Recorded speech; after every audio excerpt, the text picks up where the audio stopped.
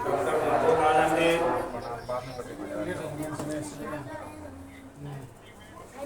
एवं उपस्थित बुद्धिजीवी भाइयों बहनों, आज भारतीय मूविंग फ्रंट के तत्वाधान में सैनिक विद्रोही स्वतंत्र सेनानी एएसआई अब्दुल रहमान अंसारी की 25वीं शोक सभा में हम लोग उपस्थित हुए हैं। रसूलपुर खिड़कियाँ गाँव में तो जहाँ तक आवाज़ मेरी पहुँच रही है, आप जरा गौर करेंगे कि आज हम लोग पुण्यतिथि कहिए, शोक सभा कहिए, दोनों अलग अलग है। स्वर्गीय कहिए, एएसआई कहिए, दोनों अलग अलग है। क्योंकि अब स्वर्ग कहिएगा तो नर्क भी जाना होगा। एएसआई का मतलब होता है कि वह अब नहीं रहे, लेकिन उनका यश जो है यहाँ है। जैसा कि लोग अभी बताए कि जब यहाँ से भाग करके गए तो वहाँ सेना में भर्ती हुए, अब सेना के लिए लड़ाई लड़े, उनके हक हकूक के लिए लड़े, तो उसमें मानवता कूट कूट करके भरा हुआ था। जो लोगों के लिए, अपने भाइयों के लिए, अपने भारतीयों के लिए, इंसानियत के लिए दर्द था, और उनके अपने लिए नहीं, दूसरों के हक हकूक के लिए लड़ाई लड़ते लड़ते आज वो नहीं है। तो ऐसे लोगों के लिए, ऐसे यश को जिंदा करने के लिए, रखने के लिए, उनके विचार को जिंदा रखने के लिए यह 32वां बरस डॉक्टर महबूब आलम जी यहाँ फिर से शोक सभा रखा है। और सिर्फ इसी गांव में नहीं, हम समझते हैं कि पूरे भारत में इनका जो विचार है जिंदा रखने के लिए शोक सभा मनाने का काम करनी चाहिए। साथियों, बुद्ध ने बताया था कि 4 आर्य सत्य है: जन्म लेना, मृत्यु के प्राप्त करना, जन्म और मृत्यु के बीच में दुख और सुख का निर्माण होना। इस परिस्थिति में दुख आए या सुख आए, समता का व्यवहार ही आपको काम आ सकता है। न दुख में आप व्याकुल होइए और न सुख में इतराइए। उन्होंने कहा था कि दुख में व्याकुल होइएगा, दुख बढ़ते जाएगा, सुख में आप इतराइएगा, सुख स्वतः खत्म होते जाएगा। तो साथियों, यह भारत, सम्राट अशोक का भारत, सोने का चिड़िया कहने जाने वाले भारत, उस समय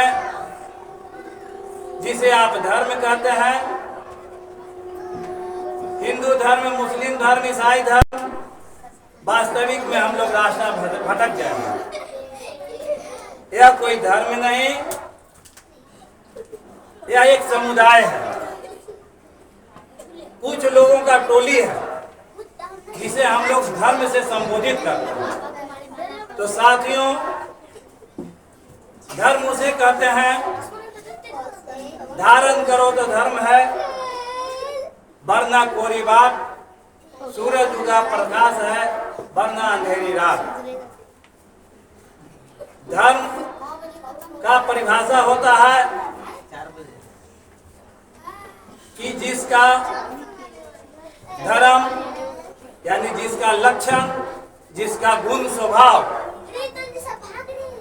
भूत, वर्तमान और भविष्य तीनों में एक जैसा हो, उसे धर्म कहते हैं। जैसे बर्फ का धर्म क्या है? ठंडा रखना और ठंडा रहना।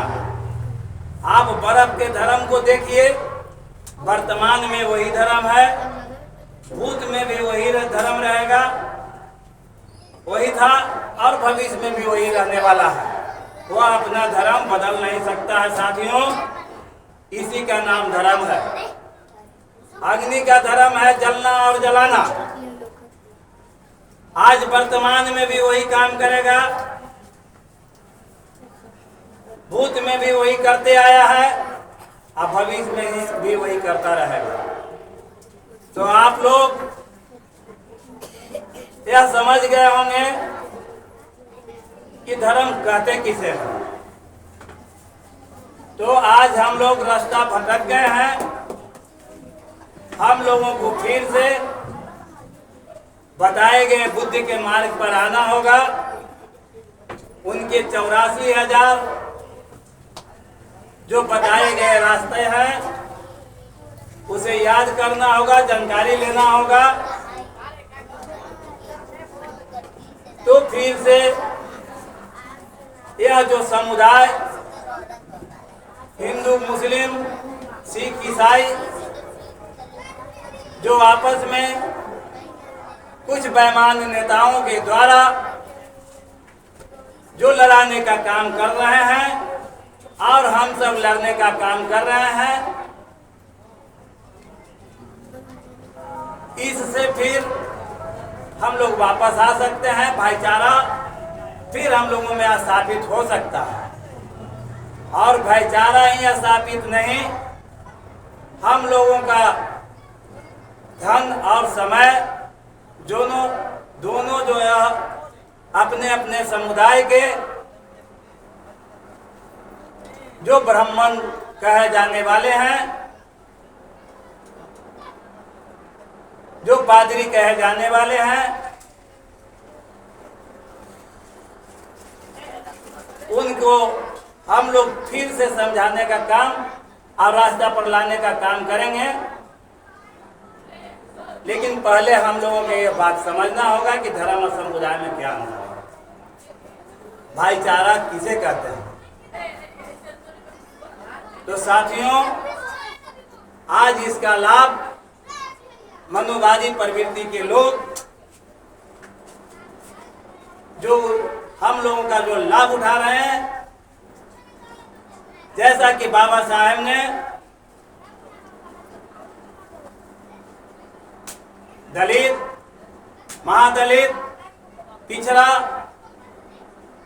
अति पिछड़ा, अल्पसंख्यक, ये 5-6 भाग में जो बांटा है पूरे भारत के लोगों को, तो आप समझ लीजिए कि उसमें सबसे ऊपर जो सामान्य जाति के लोग हैं और हम लोग 90% लोग हैं। जैसा कि आप जानते हैं कि आज तीसरा मोर्चा के घटक दल भारतीय मूविंग फ्रंट, उसमें शोषित समाज दल, किसान मोर्चा, किसान समिति और वगैरह वगैरह जो हैं और जो आना चाह रहे हैं रोज जुड़ रहे हैं। तो यह तय है कि भारत में आज दो सामान्य जाति का मुख्य रूप से मनुवादी तरीका से बड़ा दल के पीछे हम लोग जात और धर्म के नाम पर उसे सहयोग कर रहे हैं। और जो सही राह पर चलने वाले, उनसे बगावत और विरोध करते करते बाबू अमर शहीद जगदेव प्रसाद अपने आप को जो शहादत दिया है, आज राजनीति तीसरा में मोर्चा में हम सब शामिल हो करके ऐसे सरकार को विरोध करने के लिए, जिससे कि आज आजादी के 75 साल भी हम लोग दलित पिछड़े का जो स्थिति नहीं सुधरी, इसका कारण हम लोग जानते हैं। और उनका एक एक जो नारा था 100 90 शोषित है, 90 भाग हमारा है। धन धरती और राजपाट में 90 भाग हमारा है। इस नारा को बुलंद करने के लिए, इस नारा को सच करने के लिए हम लोग राजनीतिक तीसरा मोर्चा का जो निर्माण किया है। अगर वास्तविक में आप लोगों को 75 साल के बाद भी अगर आज़ादी नहीं मिली है, तो मैं आप लोगों से निवेदन करूंगा कि डॉक्टर महबूब आलम अंसारी जी के हाथ को मजबूत कीजिए और जात धर्म से ऊपर उठ करके इनके साथ दीजिए। जीवन का 4 जो सत्य है, जो 4 क्षेत्र है, राजनीतिक, आर्थिक, सामाजिक और सांस्कृतिक, ये चारों क्षेत्र हम लोग बिगाड़ चुके हैं। चारों क्षेत्र से हम लोग रास्ता भटक दिए हैं और देश चलाने के लिए भी जो 4 अंग बनाया गया है, 4 तंत्र बनाया गया है और उस चारों तंत्र पर मनोवादियों 10% का जो कब्जा हो चुका है, उससे बचने के लिए भी हम लोग सामाजिक, सांस्कृतिक, आर्थिक, राजनीतिक सुधारना होगा, जिससे कि हम लोग देश के चारों तंत्र पर कब्जा कर सकें। तो आज 32वां शोक सभा के अवसर पर हम लोग संकल्प लेकर यहाँ से जाएंगे, संकल्पित रहेंगे और आने वाले 2025 में जो चुनाव होगा, इसके बीच में जो आपका उपचुनाव होने जा रहा है, उस पर भी राजनीति तीसरा मोर्चा कैंडिडेट खड़ा करने का काम करेगा। और आप सबों से निवेदन होगा कि इनके शोक सभा में जो संकल्पित होकर के जाएंगे, अपना वोट इधर उधर न करते हुए अपने जीवन का चारों क्षेत्र में सुधारने के लिए डॉक्टर महबूब आलम अंसारी जी का हाथ मजबूत करना होगा। तो आपका चारों क्षेत्र मजबूत होगा। जैसा कि हमारे मीडिया प्रभारी रोशन जी ने कहा कि सभी का कुंजी है राजनीति। राजनीति में अगर आप जाते हैं, अगर अच्छा प्रधानमंत्री, अच्छा नेता राजनीति तीसरा मोर्चा के अगर होंगे, तो आपके चारों जीवन का चारों क्षेत्र सुधारने का हम लोग काम करेंगे। चाहे वह सामाजिक हो, सांस्कृतिक हो, राजनीतिक हो, आर्थिक हो। क्योंकि आज 75 साल में, 65 साल में जो देश के ऊपर जो कर्ज था, आज 10 वर्ष में वह कर्ज 2,05,000 करोड़ रुपया देश के ऊपर विदेशी कर्ज हो रहा है। देश के जो पूंजीपति है वो कितना कर्ज दिए हुए होंगे, अडानी अंबानी जैसे, इसका कोई आंकड़ा नहीं है। आपके ऊपर दिन प्रतिदिन टैक्स बढ़ा करके अपना सुख सुविधा, जैसा कि आप देख रहे हैं, एक सप्ताह में 15-16 को पुल बिहार के अंदर गिरा। ये लूट मचाने का काम भ्रष्ट नेताओं के द्वारा किया जा रहा है और हम लोग जात और धर्म के बचाने के फेरा में, जात और धर्म के नाम पर हम लोग वोट दे करके उन पैमानों को हाथ मजबूत कर रहे हैं, अपना वोट उसे दे रहे हैं। उस वोट को रोकना होगा और राजनीति तीसरा मोर्चा का जो भी जहां घटक दल खड़ा हो, उन्हें वोट करना होगा, तब जाकर के इन बेईमानों से छुटकारा मिलेगा।